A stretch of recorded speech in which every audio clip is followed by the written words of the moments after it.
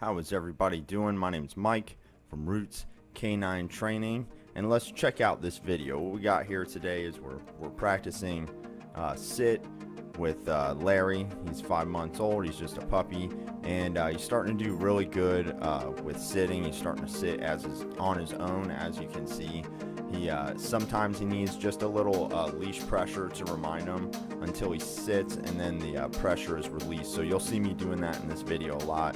I tell him to sit, and if he pauses for a minute, then I just lift up on the leash real lightly and just give minimum leash pressure to let him know, hey, you're going to get pressure until you sit. So right here he's getting pressure, and then when he sits, there's no pressure. As soon as his butt hits the ground, I release the pressure from the leash. So also notice that he is doing a lot of looking around during this session, which is totally normal because we are outside. There's cars going by, there's people outside, there's all kinds of stuff happening in the neighborhood, which provides a very good distraction for him. And with the distractions, the dog will get better. If you can get them to perform the commands that you would like them to perform, if they can do it with distractions, they will only get better.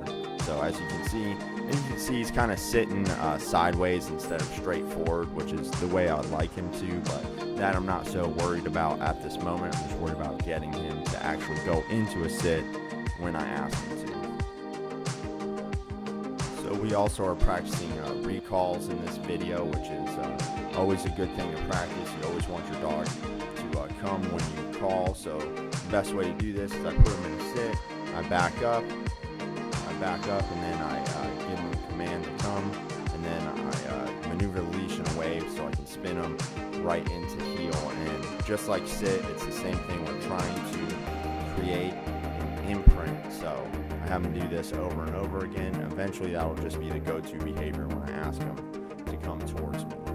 So I tell him to come, and then right before he gets to me, I tell him to heel, and that's when I grab the leash and spin him right into heel.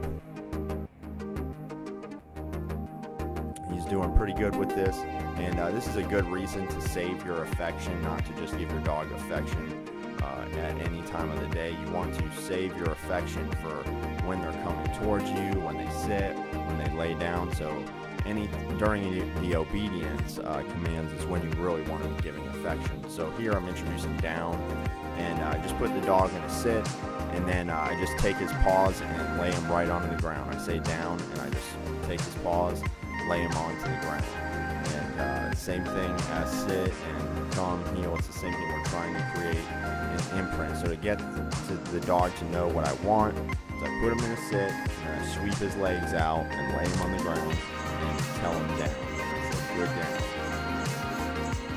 And you're going to see him pop up out of down a few times, and so there he goes, and this is how you want to handle it. So he pops out of down. He doesn't know exactly what I want yet. He's really not familiar with this. So I put him back into a sit, and he's going to go back into down. So how this works is the dog could if the dog pops out of down 4 times, then that means I got to put him in a down 5 times. That's how dog training works. So the dog's going to be persistent and not want to do it. He's not going to want to do the command.